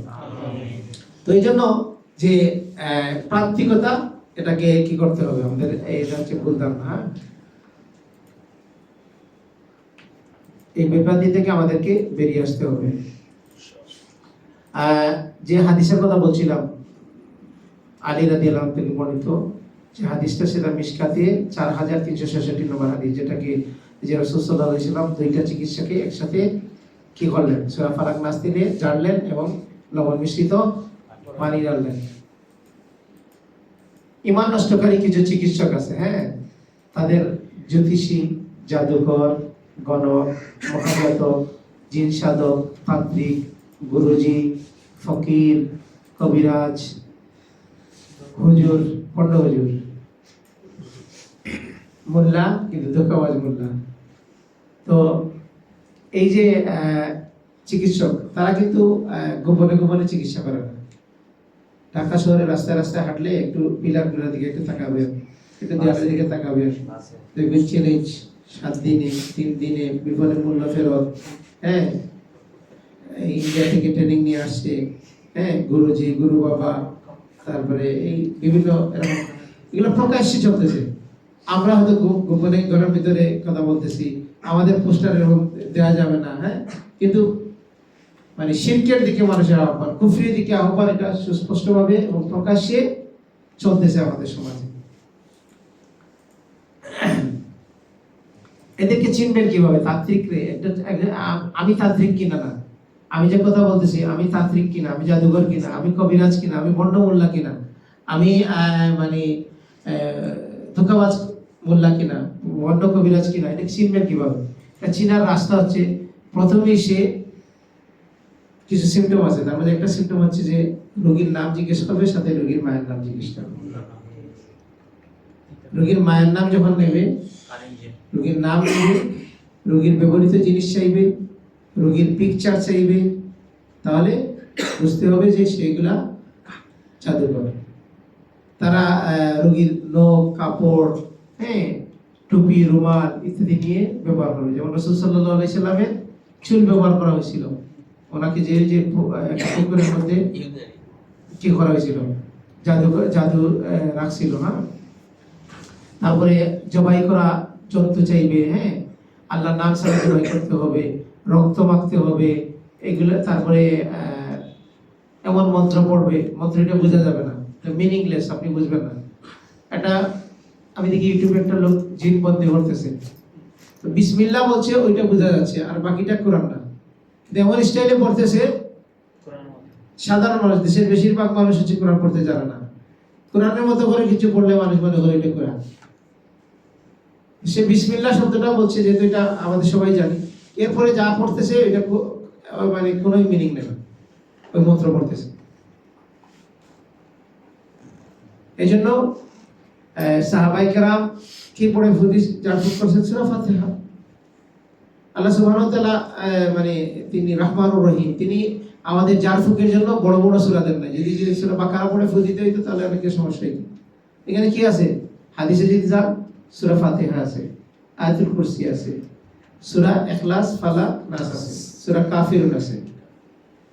মানে সহজ ছোট ছোট জিনিস, এগুলা দিয়ে জারফুক করবেন। কারণ এটাকে জিন দ্বারা রোগী পাইছেন, এখন আপনি বলবেন আপনি হাফেজ না, তা হাফেজ সাহেবকে নিয়ে আসুন। আপনি ওর সাথে পড়তে থাকেন, আধা ঘন্টা বসে খালি সূরা ফালাক নাস পড়েন, দেখবেন জিন বেটা একটু করেই বাগা চলে গেল। আর এটা বেশি সময় সহ্য করতে পারবে না। ছোটোর সাথে কিলা কিলে খেলাইছেন, এই যে এরকম দিয়ে তারপরে একদম কেউ মেরে হাতটা খুলবে, এরকম খেলছেন কখনো? হ্যাঁ, তো দেখুন কিছু আমাদের সঙ্গী সাথী ছিল, হাত দিছে তো দিছে, সবাই মেরে মারতেছে, কাজ হয় না, তার হাত খোলা যায় না। কেউ বলতেছে দেখি মারা, একটা মারার পরে বলতেছে উফ উফ। কারণ কি? তার মানে ধৈর্যটা কম, সে ব্যথা লাগে বেশি। জিনদের মধ্যে এরকম আছে, কোনো জিন আছে আপনি একটু পড়বেন লাফালাফি শুরু করবে, চলে যাবে। আর কোনোটা আছে আপনি আধা ঘন্টা পড়ার পরে তারপরে লড়া দিবে, বুঝছেন না? সে তখন ধৈর্য ধরে ছিল, তারপরে লড়া দিবে। আবার অনেকে আছে কনফিউজ করার জন্য, দেখা যাবে যে আপনি গেছেন পড়তে, এই জিনের দ্বারা রোগী সে নিজেও করতেছে, সে পড়া জানে না, কিন্তু এখন দেখা যাচ্ছে আপনার সাথে পড়া শুরু হয়েছে, তখন আপনি কনফিউজ হয়ে গেলেন যে কি কাহিনী, এটা দেখি বড় হুজুর এনে ধরছে, আমি এটা ছাড়াইবো কিভাবে, তাহলে আরো বড় হুজুর লাগবে। কিন্তু সেইটাকে কনফিউজ করার জন্য, ক্রিকেট খেলা তো আপনারা দেখেন, বাউন্স কি সবগুলোই মারে, বাউন্স কখন মারে? মাঝে মাঝে মারে, কিসের জন্য? ভয় দেখানোর জন্য, যদি ব্যাটসম্যান নার্ভাস হয়ে যায়। তো সে একটা বাউন্স মারছে, বাউন্স মারার সাথে সাথে আপনি কাবু হয়ে গেছেন, কারণ আপনি চিন্তা করতেছেন যে ও তো আমাদের বড় হুজুর ধরছে, এখন আমি কি করবো? বুঝলেন না? কিছুক্ষণ পড়া শুরু করেন, দেখবেন একটু করে যদি জিনে ধরে, স্পেসিফিকলি জিনে ধরার কথা বলতেছি, যেটা পজেস্ট হয়ে যায়, যে জিন যখন কথা বলা শুরু করে, হ্যাঁ, কান্নাকাটি শুরু করে, তখন আপনি রুকিয়া করবেন। আপনি করার পড়েন, আপনি যদি পারেন দেখে পড়েন, এটাতে দেখে না দেখার পড়ার মধ্যে কোনো কিছু নেই। হাফেজ সাহেবরা না দেখে পড়ে, আপনি দেখে পড়তে পারেন, আপনি দেখে পড়েন। আপনি দেখানোর সুযোগ নাই, এখানে সূরা ফালাক নাস মুখস্থ করেন, ওইটাই পড়েন আধা ঘন্টা 1 ঘন্টা। আপনি পড়তেছেন 3-4 জনে মিলে পড়েন, উনি 15 মিনিট পড়লো, আপনি একটু কি হয়ে গেছে, রেস্ট নেন, আর একজন পড়ো, এইভাবে পড়তে থাকেন, মানে কিছুক্ষণ পরে পাবেন। তো মন্ত্র পড়ে, হ্যাঁ, তারপরে তারা কি করে, অস্পষ্ট মন্ত্র পড়বে, আসক বাসকের পাতা, নগরী যুগের মাথা, এগুলো পড়বে, এইগুলা বোঝা যায় না। তারপরে বিভিন্ন নকশা, তাবিজ, তোমার এগুলা ব্যবহার করবে। রাসূল সাল্লাল্লাহু আলাইহি ওয়াসাল্লাম বলছেন তামিমা, হ্যাঁ, তাবিজকে আরবিতে কি বলে? তামিমা। ওই যে আমাদের দেশে আছে না, যে একটা গল্প আমি প্রায় সময় বলি, যে এক মহিলা একটা মেয়েকে নিয়ে নৌকাতে উঠছেন। তো নৌকাতে ছিল একটা লোক, তো সে জিজ্ঞেস করছে, যে মহিলা জিজ্ঞেস করছে ছেলেকে, তোমার নাম কি? সে বলছে আমার নাম হচ্ছে নাতিন জামাই। কি বলছে? নাতিন জামাই। কিছুক্ষণ পরে ওই নাতিনকে নিয়ে সে চলে যাচ্ছে। তো মহিলা চিৎকার দিয়ে বলতেছে নাতিনকে নিয়ে নাতিন জামাই চলে যাচ্ছে। তো আশেপাশে সবাই মনে করছে নাতিনকে তো নাতিন জামাই নিয়ে যাবে, এটা তো স্বাভাবিক। তো আমাদের দেশে আরবে সেটা তামিমা, আর আমাদের দেশে এটার নাম হচ্ছে তাওয়িজ। তাওয়িজ হচ্ছে সূরা ফালাক এবং নাসকে কোরআনের হাদিসে তাওয়িজ বলা হয়েছে। তাওয়িজ হচ্ছে রক্ষা কবচ, আর এটা ইসলামিকলি তাওয়িজ হচ্ছে কোরআন দিয়ে কি করা। কিন্তু আমাদের দেশে তামিমা নাম দিয়ে দিছে তাওয়িজ। তখন আপনি বলেন তাওয়িজ শিরক, তখন এই আবরার সাহেব আসিয়া বলছে না না, তাওয়িজ কি শিরক? তাওয়িজ তো, তাওয়িজের কথা কোরআনে আছে, হাদিসে আছে, হ্যাঁ। তো সে এইটা বলছে। সাধারণ মানুষ চিন্তা করছে যে এতদিন বলে নাই হুজুর যে তাবিজ এটা তামিমা, কিন্তু হাদিসে আসছে তামিমা। তামিমা হচ্ছে যেটা ঝুলানো হয়, যেটাতে লেখা হয়। তো রাসূল সাল্লাল্লাহু আলাইহি ওয়াসাল্লাম তামিমা বলছেন সে। কিন্তু আমাদের দেশে ওই যে ওইখান থেকে আনার সময় অনেক জিনিস চেঞ্জ করে ফেলছে। ওই সালাদ যেমন নামাজ হয়ে গেছে, সিয়াম রোজা হয়ে গেছে, ওই তামিমা তাওয়িজ হয়ে গেছে। তো তাবিজ তো স্পষ্ট শিরক, এটার সাথে কোনো সম্পর্ক রাখা যাবে না। তাবিজ এটা যে কোনো ভাবেই হোক, যে কোনো ফর্মেই হোক, এটা কোরআন দিয়েই হোক, কোরআন ছাড়া হোক, অক্ষর নকশা টকশা দিয়ে দিয়ে সুস্পষ্ট শিরক। কোরআন দিয়ে হলে এটা কিছু আলেমরা বলছেন এটা শিরক হবে না, তবে এটা হারাম, কারণ কোরআন এই উদ্দেশ্যে ব্যবহৃত হয় না। শিরক হবে না, যেহেতু কোরআন হচ্ছে আল্লাহর সিফাত, এই জন্য এটাকে শিরক বলা যাবে না, কিন্তু এটা হারাম, এটা ব্যবহার করা যাবে না। আল্লাহ সুবহানাহু ওয়া তাআলা আমাদের বুঝার তৌফিক দান করুন। তারপরে তারা বলবে যে এতদিন আপনি পানি টাচ করতে পারবেন না, এতদিন ঘর থেকে বের হবেন না। এটা হচ্ছে জাদুকরদের চিনার পদ্ধতি, যে এটা যদি বলেন তার রোগীর কোনো জিনিস কি করতে হবে, অমুক জায়গায় পুঁততে হবে, কবরে নিয়ে পুঁততে হবে, 3 রাস্তার মুখে এটা পুঁততে হবে, এরকম যদি বলে সেটা হচ্ছে তান্ত্রিক। তারপরে এই লেখা এটা জ্বালাতে হবে, এইটা ধুয়ে পানি খাইতে হবে, হ্যাঁ। তারপরে রোগীর কথা শোনার আগেই রোগীর অনেক কিছু বলে দিচ্ছে, হ্যাঁ, নাম ঠিকানা শহর কোথা থেকে আসছে এগুলো বলে দিচ্ছে। তো মানুষ চিন্তা করে এত দিন একটা লোক পাইতে ব্যস্ত, আসার আগেই বলে দিচ্ছে। তো এটার মধ্যে কোনো কি নাই, এটা প্রমাণ করে সে হচ্ছে ভণ্ড, এটা প্রমাণ করে সে হচ্ছে ভণ্ড, সে তান্ত্রিক। কারণ তাকে এগুলো বলার কি নেই, ডিম এতটা ভাঙতে হবে, পেরেক অমুক জায়গায় পুড়তে হবে, কি দিয়ে আমাদের সিলেট একটা আছে বলে ডিম ভাঙতে হবে।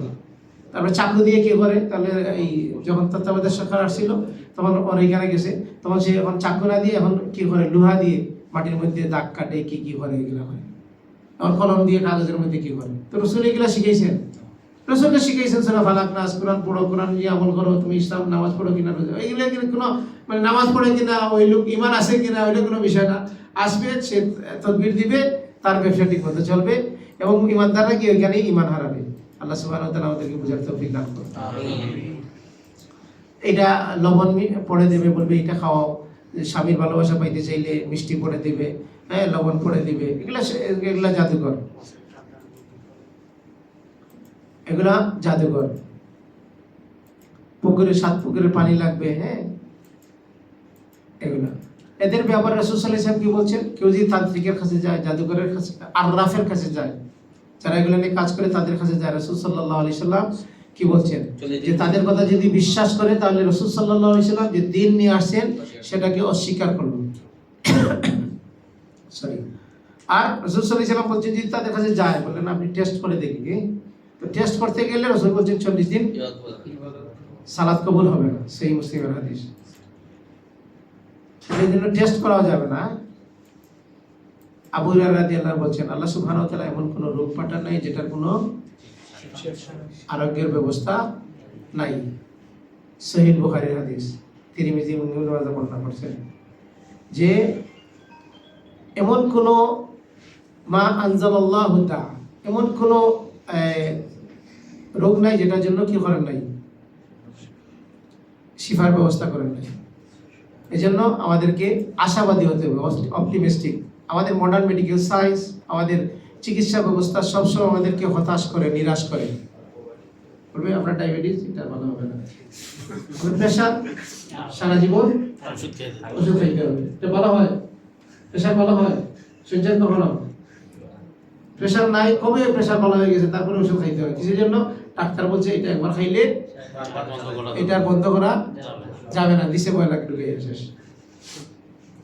বুঝছেন? আর রাসূল সাল্লাল্লাহু আলাইহি ওয়াসাল্লাম বলছেন যে প্রত্যেক আল্লাহ সুবহানাহু ওয়া তাআলা এমন কোন রোগ পাঠান নাই যেটার জন্য চিকিৎসার ব্যবস্থা দেন নাই। ইসলাম আমাদেরকে আশাবাদী করে, আর ওরা নিরাশা করে আমাদেরকে ব্যবসা করতে চায়। কয় আপনারা এমন জাদু করছে, আপনি বেঁচে আছেন কিভাবে? রোগী হাঁটিয়ে আসে, বলতেছে আপনি হাঁটছেন কিভাবে? আপনি তো হাঁটার কথা না, যান যান জলদি গিয়ে ভর্তি হন। এখন লোকে আসছে ভালো হয় হেঁটে হেঁটে, এখন যাওয়ার সময় আরেকজন ধরে ধরে নিয়ে যেতে হবে, কারণ এমন ট্রিটমেন্ট দিচ্ছে, এমন কাউন্সিলিং করছে, নেগেটিভ কাউন্সিলিং, তখন সে এখন অবস্থা খারাপ। রাসূল সাল্লাল্লাহু আলাইহি ওয়াসাল্লাম আমাদেরকে অনেকগুলো এগুলো বলছেন। প্রতিটি রোগের প্রতিকার রয়েছে, যথাযথ সঠিক ওষুধ প্রয়োগ হলে আল্লাহর ইচ্ছায় আরোগ্য লাভ হয়। কিন্তু মডার্ন মেডিকেল সায়েন্স আপনি ওষুধ বাইর করলে আপনাকে পাগল সাব্যস্ত করবে এবং আপনাকে ডেড করে দিবে, আপনাকে মেরে ফেলবে, কারণ এখানে কোটি কোটি টাকার বিজনেস। আপনি যদি বলেন ডায়াবেটিস ওষুধ একটা বানাইছেন, তাহলে সবাইকে আপনাকে মেরে ফেলবে, কারণ এই কোটি কোটি টাকার ইনসুলিন ব্যবসা বন্ধ হয়ে যাবে। বিশ্বাস হয় না আমার কথা? প্রমাণ দেব? প্রমাণ লাগবে? প্রমাণ লাগবে? প্রমাণ নিয়ে যাবে। ঢাকাইয়া মসজিদ নামে একটা কাপড় ছিল আপনাদের ঢাকা এলাকার আশেপাশে, হ্যাঁ শুনছেন না? পড়ছেন না আপনারা? হ্যাঁ, ওইটা কই এখন নাই কেন? কেউ জানেন এটা নাই কেন? জানেন বলতে? হ্যাঁ, তাঁতিদের আঙ্গুল কেটে দিছিল, যারা এটা বানাইতো তাদের আঙ্গুল কেটে দিছিল। কারণ কি? কারা কাটছিল? ব্রিটিশরা কাটছে। ব্রিটিশরা তো মানবতার ফ্যাক্টরি। ব্রিটিশরা তো হচ্ছে কি করে? মানবতার ফেরিওয়ালা। হ্যাঁ, তো তারা আমাদের এই সোনারগাঁ এলাকার তাঁতিদের আঙ্গুল কেটে দিল। কারণটা কি? কারণ তখন হচ্ছে শিল্প বিপ্লব হচ্ছিল ইউরোপে, তো এইটার জন্য তারা এটাকে থ্রেট মনে করছে, এজন্য তারা এটা কেটে দিচ্ছে। বুঝছেন না? এই ইউরোপিয়ানরা বাংলাদেশে বিগত 15-16 বছর ফ্যাসিস্টদেরকে রাখছে। কিসের জন্য রাখছে? যে এইখানে গণতন্ত্র দরকার নাই, আমাদের স্বার্থ দরকার। এখন স্বার্থ হচ্ছে না, এখন গণতন্ত্র দরকার। এটা সব জায়গায়। মিশরে তারা যখন ইলেক্টেড, মানে তাদের গণতন্ত্র, আমরা গণতন্ত্রের পক্ষে না, গণতন্ত্র আমরা বলছি সব, আমরা ইসলামের পক্ষে। আমরা ইসলাম ছাড়া ইসলাম ছাড়া কিছু মানে। মিশরে কি করছে? মিশরে তারা যখন কি ছিল, এই ফ্যাসিস্ট ছিল, ওইটার বিরুদ্ধে আন্দোলনে গণতান্ত্রিকদেরকে আগে দিছে। তারপরে যখন গণতান্ত্রিকরা ক্ষমতায় গেছে, ক্ষমতা কিছুদিন টেকার পরেই সেনাবাহিনী দিয়া এটাকে আউট করে দিয়েছে, কারণ এখানে তাদের স্বার্থের বিষয় হচ্ছে। তো এই ব্রিটিশরা কি করছে? তাঁতিদের আঙ্গুল কেটে দিছে, শুধুমাত্র তাদের পণ্য বিক্রি করবে, তাদের ইন্ডাস্ট্রিয়াল রেগুলেশনের জন্য এটা থ্রেট ছিল। তো এখনো যদি আপনি কোনো ওষুধ বাইর করেন, কোনো জিনিস বাইর করেন, তাদের এই পুঁজিবাদী অর্থ ব্যবস্থার সাথে থ্রেট হবে, আপনাকে ক্রাশ করে দেবে। অথচ রাসূল সাল্লাল্লাহু আলাইহি ওয়াসাল্লাম বলছেন যে প্রত্যেকটি রোগের প্রতিকার রয়েছে। হ্যাঁ, যথাযথ ঔষধ প্রয়োগ করলে আল্লাহর ইচ্ছায় আরোগ্য লাভ হয়। কার ইচ্ছা আরোগ্য হয়? আল্লাহর ইচ্ছা। ওষুধ আরোগ্য করে না।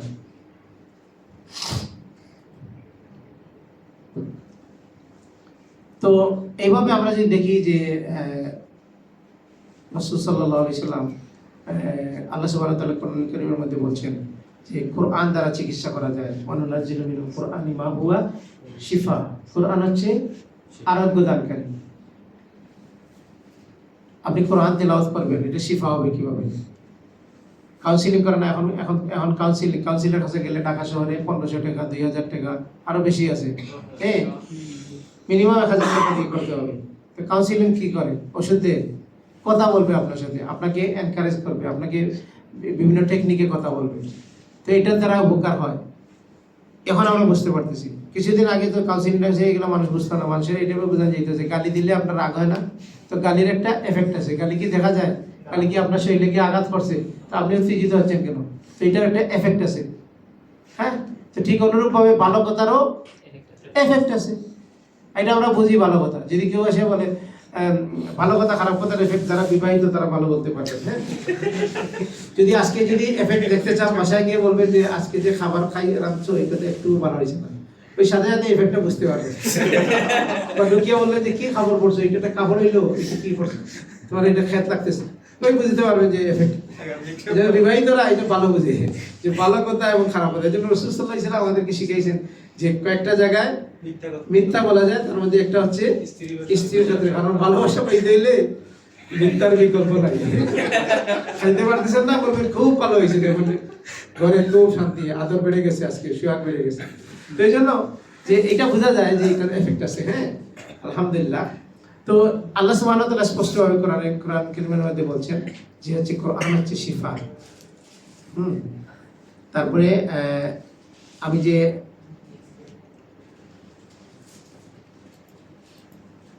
রাসূল সাল্লাল্লাহু আলাইহি সাল্লাম হাদিসের মধ্যে বলছেন যে সর্বোত্তম চিকিৎসা হচ্ছে আল কোরআন। হ্যাঁ, তারপরে রাসূল সাল্লাল্লাহু আলাইহি সাল্লাম বলছেন তোমরা রোগীদেরকে আমরা অনেক সময় রোগীদেরকে দেখবেন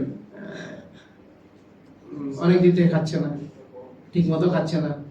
ইভেন কি আমাদের বাচ্চাদেরকেও দেখবেন মায়েরা পিটাইয়ে খাওয়াইতে চায়, আসে অভিযোগ, বাবা আবার বাইরে থেকে আসলে বলে এই তোমার বাচ্চা খায় না, সারাদিনে খাওয়াইতে পারি নাই। তো তোমার বাবা মা দুজনে মিলে ওরে জোর করে খাওয়াইতে চায়। তো আর রোগী হইলে তো কথাই নেই, যে খাচ্ছেন না অনেক দিন থেকে, সবাই খুব কষ্ট পাচ্ছে যে রোগীর খাওয়ার বন্ধ হয়ে গেছে। হ্যাঁ, কিন্তু এই যে Islamic way of life lead করলে আপনি হতাশ হবেন না। আলহামদুলিল্লাহ। সুনান তিরমিজি, ইমাম তিরমিজি হাদিসটা বর্ণনা করেছেন। তিরমিজিতে আছে 2040 নম্বর হাদিস, মিশকাতে হলে 4533 নম্বর হাদিস। ঠান্ডা লাগতেছে? এসিটা একটু কি করেন, বন্ধ করেন, কিছুক্ষণ পরে ছাড়েন, অথবা একটু বাড়াই দেন। রাসূল সাল্লাল্লাহু আলাইহি সাল্লাম বলছেন যে তোমরা রোগীদেরকে পানাহারের জন্য জবরদস্তি বা পিড়াপিড়ি করো না, কেননা আল্লাহ তাআলা তাদেরকে খাওয়ান এবং পান করান। সুবহানাল্লাহ বলবেন। অনেক রোগী আছে কিছুই খায় না, অনেক দিন থেকে খায় না, 1 বছর থেকে খাচ্ছে না, কিন্তু তারপরে বেঁচে আছে, মারা যায় না, আছে না? বলে যে একটু পানি খায়, একটু জুস খায়, কিন্তু তারপরেও দেখা যাচ্ছে বেঁচে আছে, মারা যায় না, আছে না? তাহলে এই দেখেন হাদিস, আল্লাহ সুবহানাহু ওয়া তাআলা তাদেরকে খাওয়ান এবং পান করান। এই জন্য আমাদেরকে এটা নিয়ে হতাশ হওয়ার কিছু নাই যে অমুক খাচ্ছে না। হ্যাঁ, ইসলাম আমাদের ঘরের জন্য যখন আমরা ঘরে সূরা বাকারা পড়বো, কোরআন এই আল্লাহর নাম নিয়ে ঘরে প্রবেশ করবো, বিসমিল্লাহ বলে খাবার খাইবো। রাসূল সাল্লাল্লাহু আলাইহি ওয়াসাল্লাম বলেন যে ঘরে আল্লাহর নাম নিয়ে প্রবেশ করা হয়, যে ঘরে আল্লাহর নাম নিয়ে খাবার খাওয়া হয়, শয়তান বলে যে এখানে থাকারও ব্যবস্থা নাই, খাওয়ারও ব্যবস্থা নাই, লেটস মুভ, অন্য জায়গায় যাই। হ্যাঁ, তখন তারা অন্য জায়গায় যেয়ে যায়। কিন্তু শুধুমাত্র এইটা করলেই হবে না, এর সাথেও আরো কিছু জিনিস আছে। যেমন ঘরের মধ্যে ছবি টাঙানো থাকলে সেটা রিমুভ করতে হবে, কোন প্রাণীর ছবি থাকলে সেটা রিমুভ করতে হবে, কারণ এখানে রহমতের ফেরেশতা প্রবেশ করে না। হ্যাঁ, তারপরে কোরআন তেলাওয়াত করতে হবে, টিভি মিউজিক এগুলাকে অফ করতে হবে। হ্যাঁ, ঘরে প্রবেশের দোয়া, ঘরকে পরিচ্ছন্ন রাখা, বিসমিল্লাহ বলে দরজা বন্ধ করা। রাসূল সাল্লাল্লাহু আলাইহি ওয়াসাল্লাম বলেছেন যে দরজা আল্লাহর নাম নিয়ে বন্ধ করা হয় সেই দরজা শয়তান খুলতে পারে না। শয়তান মানা জিন, কারণ কোরআনে আল্লাহ বলছেন শয়তান হচ্ছে জিন সম্প্রদায় ভুক্ত। টয়লেটের দরজা বন্ধ করা, টয়লেটে যাওয়ার সময় আমল করা, সূরা বাকারা তেলাওয়াত করা। হ্যাঁ, রাসূল সাল্লাল্লাহু আলাইহি ওয়াসাল্লাম বলছেন যে ঘরে সূরা বাকারা তেলাওয়াত করা সেই ঘর নিরাপদ থাকে। শুধু নিরাপদ থাকে না, সূরা বাকারার অন্য একটা হাদিস আছে ফজিলত কথা, রাসূল সাল্লাল্লাহু আলাইহি ওয়াসাল্লাম বলছেন যে ঘরে সূরা বাকারা তেলাওয়াত করা হবে সেই ঘরে জাদু থাকলে জাদু নষ্ট হয়ে যাবে। অনেকে আমাদেরকে বলে যে জাদু করছে, এটা নষ্ট হবে কিভাবে, এটা খুঁজিয়ে পাইতে হবে কেন?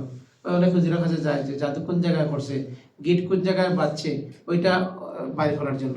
তো ওরা একটা বলে দেয়। আজকে আপনাদের এখানে আসতে আমাদের লেট হওয়ার পিছনে শুধু রাকিব ভাইয়ের দোষ না, আমাদেরও দোষ আছে। হ্যাঁ, আমরা কি হয়েছে, আমরা একটা বাইরে এক জায়গায় ছিলাম, 4টার সময় আসছি। আমাদের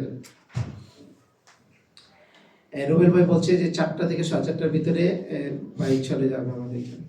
কিন্তু আমরা আসছি, আসার পরে একজন ফোন দিছে যে রাস্তায় সে আসবে একটা মেয়ে নিয়ে। তো আসছে, ওরা 4:30টার দিকে চলে আসছে। তো ওদের সাথে কথা বলতেছিলাম, ওরা আসছে আমার সাথে কথা বলবে, আর আমরা দুজনেই আসতে চাই আপনাদের প্রোগ্রামে। তো মনে হলাম সংক্ষেপে কথা বলবো। একজন মহিলা তার মেয়েকে নিয়ে আসছে। কি সমস্যা, মেয়ের বিয়েতে কোনো বাধা আছে কিনা এটা আমরা চেক করব। তো আমরা চেক করব কিভাবে? আমাদের তো ওই হুজুরদের মতো আলাদা চোখ নাই, তো ওইটাও আমাদের নাই। আবার আসর বসিয়ে দেখার এটাও আমাদের সিস্টেম নাই। আবার যেহেতু আমরা মুসলিম, আমরা ইসলামিক লাইফ আসর দেখে বসা যায়। আবার ইস্তেখারা করেও দেখার সুযোগ নাই, কারণ ইস্তেখারার সাথে দেখার কোনো সম্পর্ক নাই। ইস্তেখারা হচ্ছে আল্লাহর কাছে 2 রাকাত সালাত আদায় করে আমি আল্লাহর কাছে দোয়া করব, আল্লাহ এই কাজটা যদি ভালো হয় সহজ করে দাও, আর এটা যদি আমার জন্য খারাপ হয় তাহলে এটা থেকে আমাকে হেফাজত করো, আর যে সিদ্ধান্ত হবে সেটার উপরে আমাকে সন্তুষ্ট রাখো। দেখছি, তারপরে কাজটা করে যাবেন। বিয়ে হয়েছে, ব্যবসা হয়েছে, আলহামদুলিল্লাহ, হয় নাই, আলহামদুলিল্লাহ। কারণ আপনি ডিপ্রেস না। এই যে ইসলাম একজন মুসলিম ব্যক্তি কোনো হতাশ হতে পারে না। যে ডিপ্রেশনের রোগী যারা আছে সবারই ইমানি সমস্যা। যদি মক্কার ইমাম সাহেবেরও ডিপ্রেশন থাকে তাহলে ওনারও ইমানি সমস্যা। আর আপনার বাড়ির যদি কারো থাকে এইটার ইমানের সমস্যা। কারণ মুসলমান কখনো হতাশ হয়, ভালো হইলে আলহামদুলিল্লাহ, খারাপ হইলেও আলহামদুলিল্লাহ। কারণ রাসূল সাল্লাল্লাহু আলাইহি ওয়াসাল্লাম বলেন ইমানদার ব্যক্তি হচ্ছে আজিব। সে কি করে, যখন ভালো কিছু পায় তখন আল্লাহ শুকরিয়া আদায় করে। শুকরিয়া আদায় করা কি? ইবাদত। আল্লাহ বলছেন যে আল্লাহ যখন তুমি শুকরিয়া আদায় করবে আল্লাহ তোমাকে আরো বাড়িয়ে দেবে। আর যখন সে বিপদে পড়ে তখন সবর করে। সবর করাটা কি? ইবাদত। সবর করা কি ইবাদত না? আল্লাহ কোরআনে পৃষ্ঠায় পৃষ্ঠায় বলছেন সবর করো, সবর করো। তো সে সুখের অবস্থায় থাকলেও আল্লাহ ইবাদতের মধ্যে থাকে, কষ্টের মধ্যে থাকলেও ইবাদতের মধ্যে থাকে, এবং সে কখনো হতাশ হয় না, নিরাশ হয় না। কারণ তার মালিক তার ব্যাপারে গাফেল না, হাইয়ুল কাইয়ুম। আপনি অফিসে চাকরি করেন, আপনার মালিক আপনি অফিস থেকে বের হওয়ার পরে আপনাকে দেখে না, সিসিটিভির আওতার বাইরে, তার দৃষ্টির বাইরে। কিন্তু আমরা এমন একজন মালিকের ইবাদত করি, এমন একজন মালিকের গোলাম আমরা, যিনি কি করেন, হাইয়ুল কাইয়ুম। তিনি চিরস্থায়ী, চিরঞ্জীব। তিনি আমাদেরকে দেখতেছেন, তিনি আমাদেরকে পর্যবেক্ষণ করতেছেন, আমাদেরকে তিনি করেন। আমরা যখন বিপদে পড়ি তিনি আমাদেরকে উদ্ধার করেন।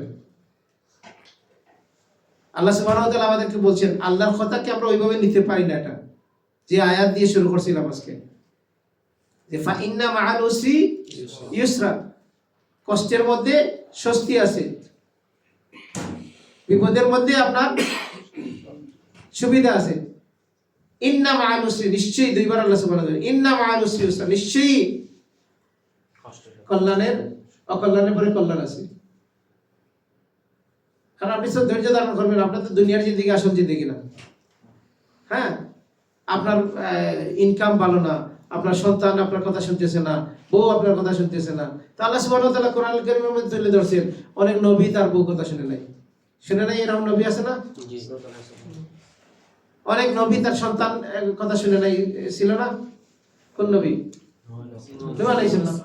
অনেক নবী ছিল তার বাবা ছিল উল্টা রাস্তায়, ইব্রাহিম আলাইহিস সালাম।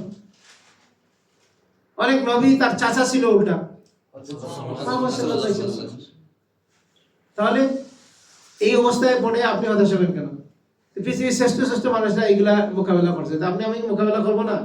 আল্লাহ বলছেন যে তোমাদেরকে পরীক্ষা করবো, তোমাদেরকে দেখবো কারা ধৈর্যশীল, কারা চেষ্টা করে, কারা পরিশ্রম করে, তারা অবশ্যই সাবির। আল্লাহ সুবহানাহু ওয়া তাআলা স্পষ্ট কোরআনে বলছেন, ওয়ালা নাবলুওয়ান্নাকুম বিশাইইম মিনাল খাউফি ওয়াল জু'i ওয়া নাকসিম মিনাল আমওয়ালি ওয়াল আনফুসি ওয়াস সামারাত। অবশ্যই সাবিরিন। তাহলে হতাশার তো কোনো জায়গা নাই, সুযোগ নেই। আল্লাহ সুবহানাহু ওয়া তাআলা আমাদের বোঝার তৌফিক দান করুন। এইজন্য আপনি যখন সূরা বাকারা তেলাওয়াত করবেন, সূরা বাকারা কি করবে? জাদুকে নষ্ট করে দেবে। তো এই যে মহিলার কথা বলতেছিলাম, মহিলা মেয়েকে নিয়ে আসছে, মেয়ে ইঞ্জিনিয়ারিং পাস করছে, এখন মেয়েকে বিয়ে দিতে চায়।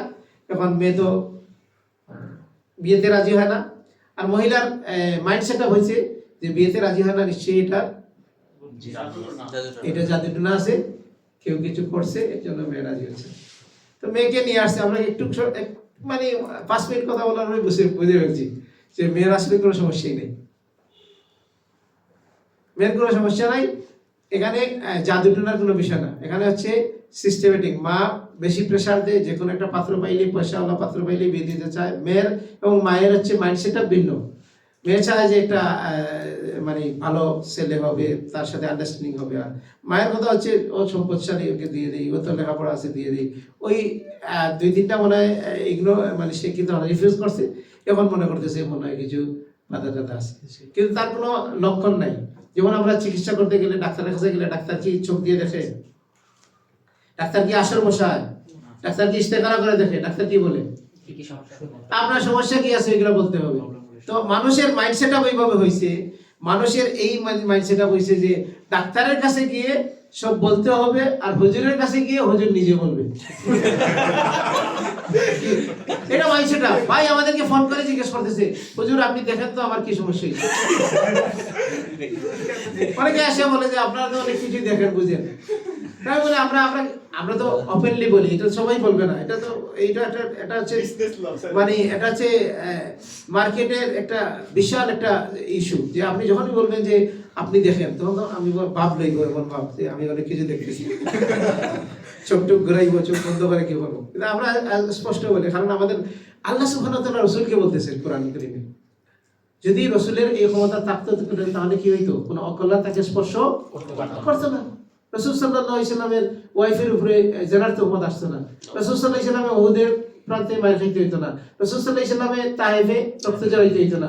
রাসূল সাল্লাল্লাহু আলাইহি সাল্লামের তিনটা ছেলে সন্তান মারা গেছে। ইব্রাহিম তো একবারে কোলের উপরে মারা গেছে।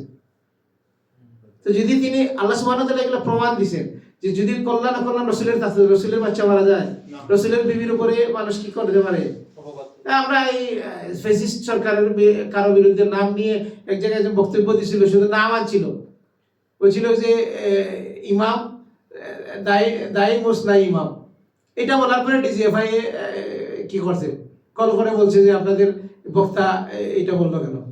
যে একজন উপদেষ্টা তার এই মানে কিছুদিন আগে মারা গেছিল, মারা যাওয়ার পরেই আর কি কথা প্রসঙ্গে এসে বলছেন, এই কথা প্রসঙ্গে এটা বলছেন, এইটা ঢাকা থেকে ওই সিলেটের ডিজিএফআই কে বলে দিছে, ওরা আমাদেরকে চার্জ করছে, বলতেছে আপনারা এটা বলছেন, আমরা ধরি নাই, উপর থেকে ধরছে, আমরা প্রেশারের উপরে আছি। চিন্তা করেন সেই অবস্থা। রাসূল সাল্লাল্লাহু আলাইহি সাল্লাম রাষ্ট্রপ্রধান, নবী প্লাস কি, শুধু কি নবী, রাষ্ট্র ক্ষমতা, তারপরে তার স্ত্রীর উপরে জেনাতো। তো এই যে মানুষের মাইন্ডসেট আপ এইভাবে হচ্ছে, মানুষ মনে করে যে হুজুরের কাছে গেলে হুজুর সবকিছু বলে দেবে, হুজুর দেখে দেবে, হুজুর চোখ বন্ধ করবে, হুজুর আসর বসাইবে, হুজুর ইস্তেখারা করে দেবে। আমাদের দেশে ইস্তেখারাকে একটা শ্রেণী মানুষ এটাকে ব্যবসা বানাই ফেলছে। এইটা আর এবং ওদেরকে শয়তান নিয়ে খেলা করে। ইস্তেখারার হুজুর বলতেছে যে ইস্তেখারার সালাত করবে, দোয়া পড়বে, তারপরে ওযু করে ডান হাতে ঘুমাইবে, তারপরে স্বপ্নে দেখবে। তো স্বপ্নে কি দেখতেছে? কারণ সে তো নুয়াল্লিহি মা তাওয়াল্লাউ, আল্লাহ সুবহানাহু ওয়া তাআলা বলেন যেদিকে অগ্রসর হইতে চাও ওইদিকে অগ্রসর করব। তো সে এটা ওইভাবে অগ্রসর হইছে, জিন তাকে নিয়ে সকাল স্বপ্নে দেখাচ্ছে, এই দেখাচ্ছে, সেই দেখাচ্ছে। সে আবার সকালে এসে বলতেছে যে এই হইছে, নৌকা ডুবে গেছে, নৌকা ভাসছে, তো এটা করা যাবে, এটা করা যাবে না। কারণ সে তো সত্যি দেখতেছে যে স্বপ্ন দেখা যায়, কিন্তু রাসূল আমাদেরকে স্বপ্নের কথা বলেন নাই। তো রাসূল থেকে নেয় নাই, দিননি খান কাছ থেকে নিছে, ওই মেইন ডিলারের কাছ থেকে নেয় নাই। আগে বলছিলাম না, অথরাইজ ডিলারের কাছ থেকে নেয় নাই, ডিফারেন্ট জায়গা থেকে গেছে, গিয়ে বেশি করতে পড়ছে। যদি এরকম দেখা যাইতো, কমন সেন্সে বলে না, হসপিটালের সামনে কি থাকতো, ইস্তেখারার হুজুর বসা থাকতো।